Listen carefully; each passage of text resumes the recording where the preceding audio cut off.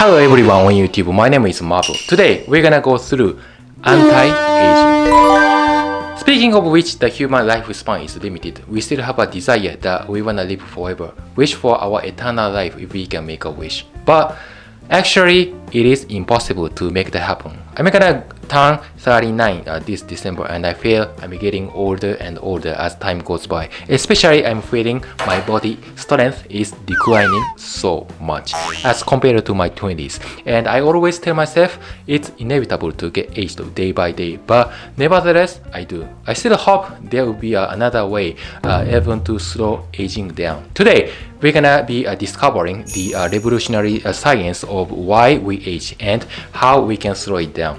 If you wanna stay healthy as long as possible, I believe I can provide you with some secret tips for anti-aging.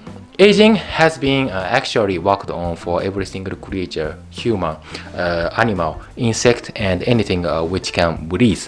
What I think is going on is that our body is losing essential information as we get older.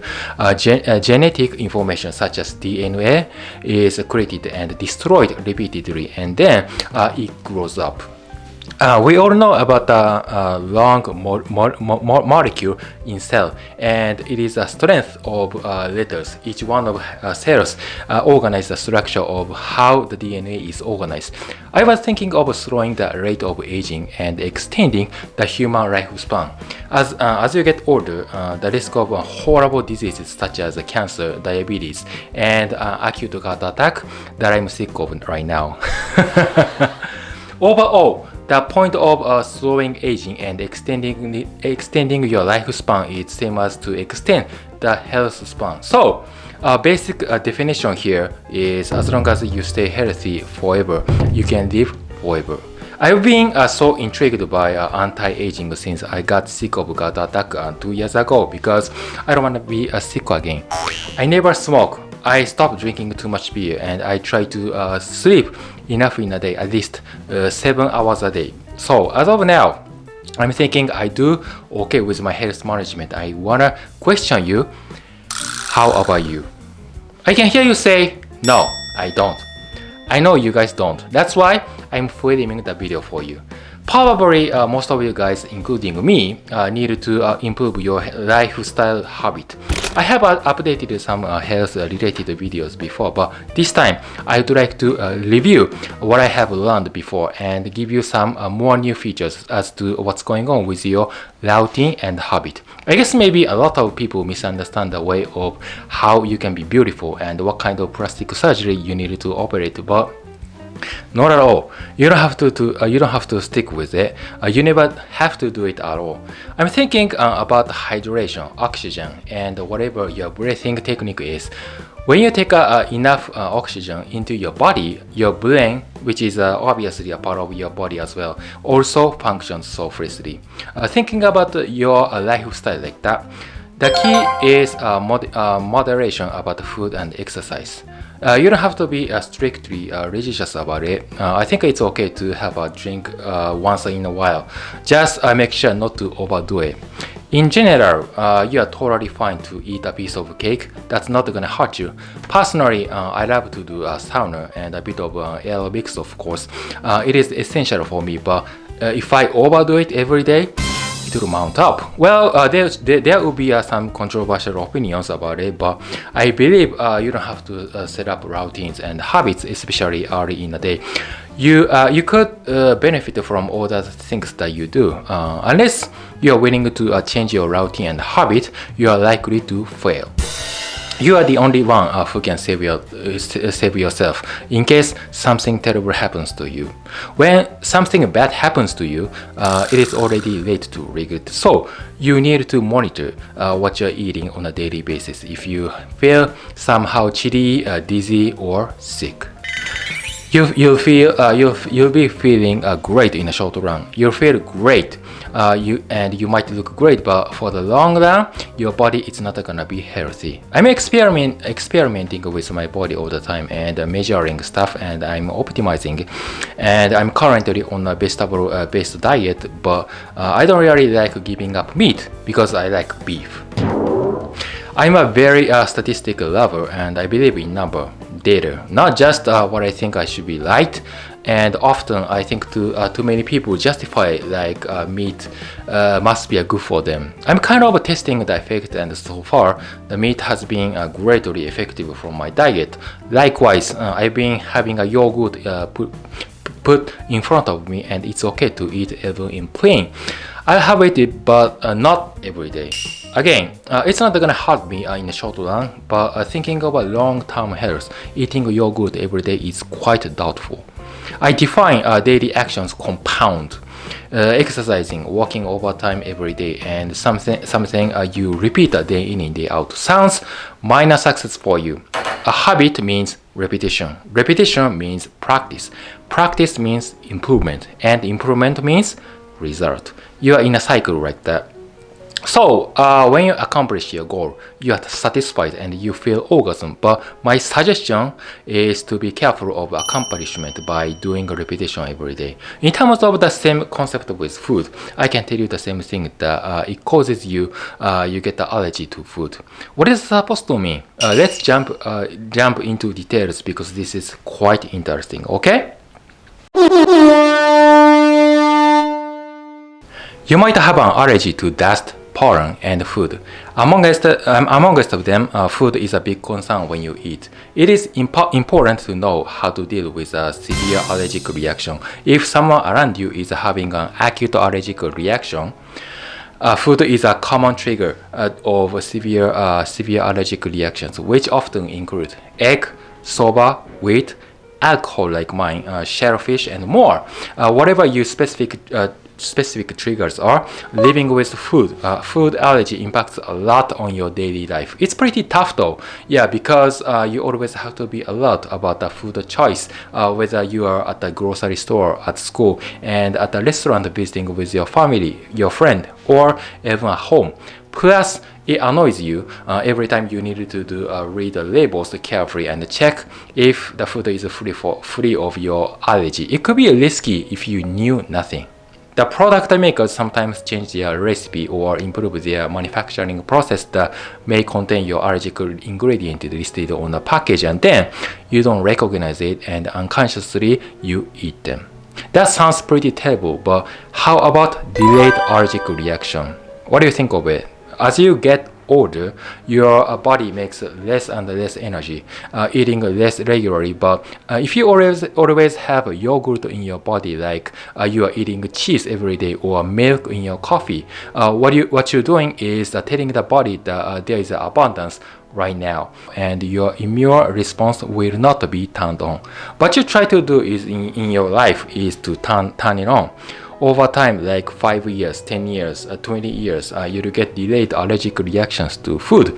Unfortunately, many of these symptoms may occur in non-allergic people little by little.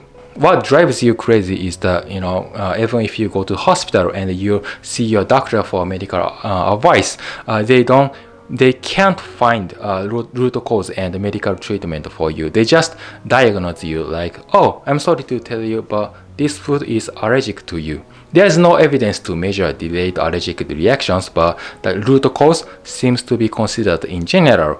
If you keep eating a specific food over the long period of time, you tend to get sick of food allergy. That's why it is important to measure it even when you are younger, because like I said earlier, when you notice the importance of food, it's too late.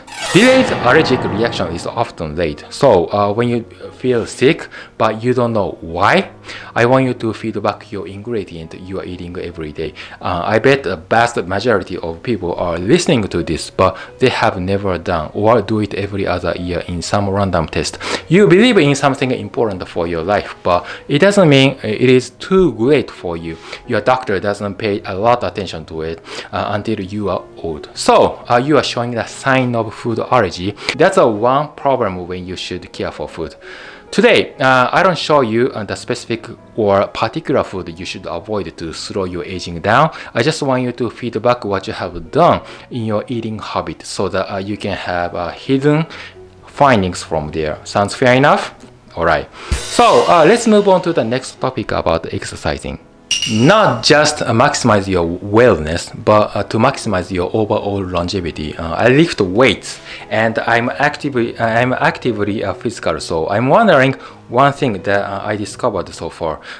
We are looking at running a marathon. Yeah, marathon at 26.2 miles is a huge accomplishment, a major milestone in anyone's life. But there are some downsides to consider when running a marathon. Did you know a marathon was such an unhealthy activity?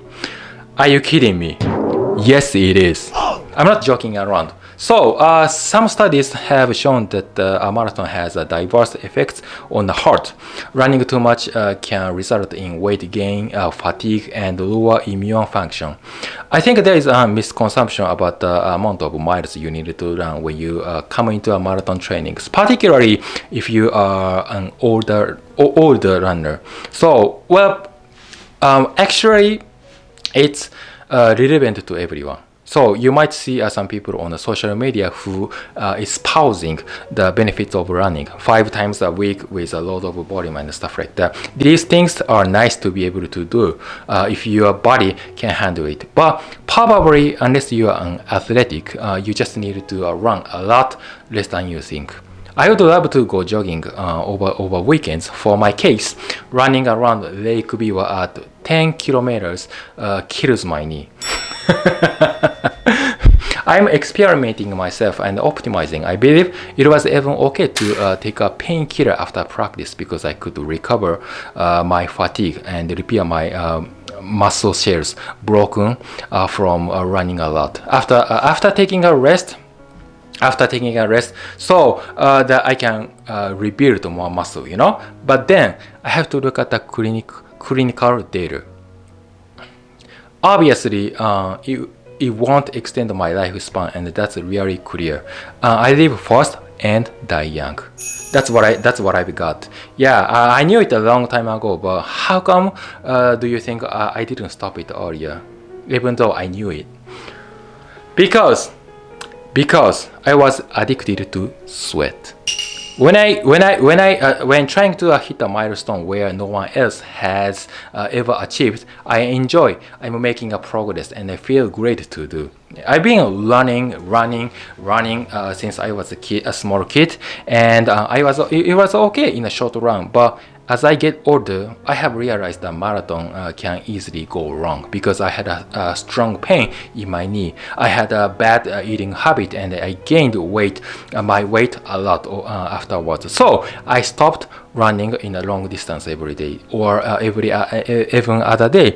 No longer 3 to 5 miles per day. Instead, I start walking on a cardio at the fitness gym for 30 minutes. There is a good evidence that it is good for treating addiction, but no solid scientific evidence that it helps in other ways. Yet, doctors haven't done enough for testing. But as of now, I believe we should avoid extreme activity like overdoing stuff every day, especially hard workout must be a bad sign of shortcomings of anti-aging. So wherever you are at any stage of addiction, you might want to check out your health condition and monitor yourself by taking a medical checkup once a year and stuff like that. It's worse. I was lucky actually to find a health problem with my large intestine. Yeah, if I didn't go to the hospital early, I might have dead young. So in any case, whenever you don't feel good, you ask yourself whether you are okay or maybe you need some medical treatment right now. I hope this conversation really matters to you, and so I did start going to the hospital in my late 30s. Never too late, okay, folks? Unless you are an athlete making money in a pro league, I don't really recommend you to overwork in a long run, because we know that damage by overdoing a marathon fast aging as well as eating yogurt every day. So I'm so glad we got a chance to talk about all this stuff today, because it all applies to you guys. So in terms of some practical stuff about the food once again, I outlined those agendas on the whiteboard right here. Let's look at the threats of sugar. What do you think of sugar intake? Do you eat sugar every day? Here's some news that will make you put down. sugar ages you. How so? Although there's a lot of factors that ruins your skin, sugar is probably one of the worst offenders for outright aging your face and body. Sugar is always linked to obesity and always linked to leading to anti-aging. And you know what? That's called saccharifications. It is a process of breaking a complex carbohydrate like a starch into monosaccharide component. It's all Greek to me.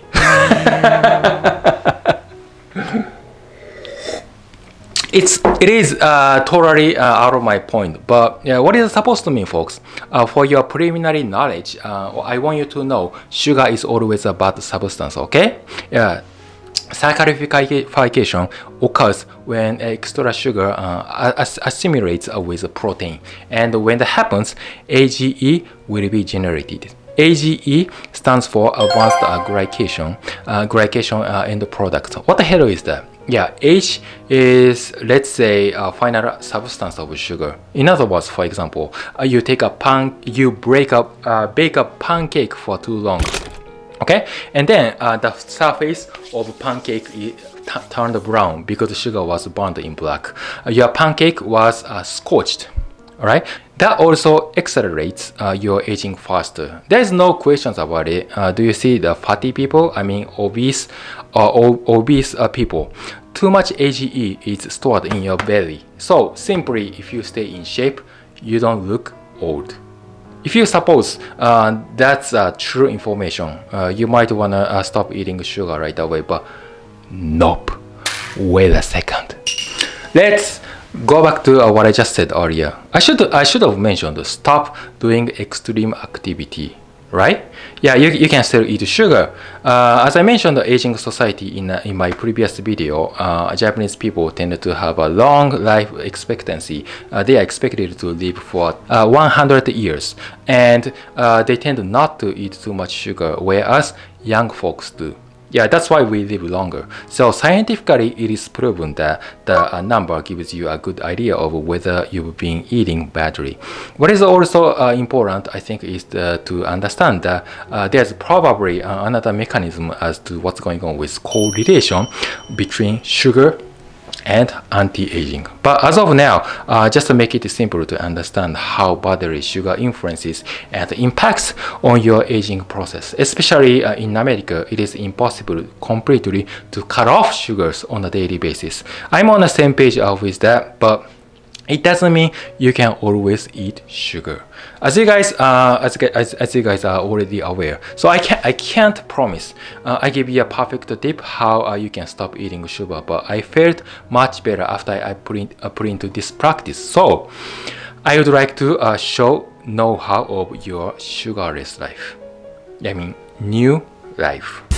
I hope you can live longer enough. Okay, so that's pretty much for part 1. For part 2, we're gonna be covering what not to eat and also what to eat within 24 hours period, as well as over a year. I'm gonna jump into some protocols that I found from trustful internet resources. That's called Nakada-san's YouTube University. My favorite YouTube show that I recommend you guys if you handle Japanese, because this channel is designed for Japanese viewers. I interpret this channel in English for you. Being a researcher in this area of aging, I'm pretty sure this practice works for me, and it might work for you as well. If you can stay tuned with me, please wait for the next video. As soon as I'm done editing, I get you updated with the part 2 of aging video. Okay, so let me take a short break. I'll be back in a minute. Okay, thanks.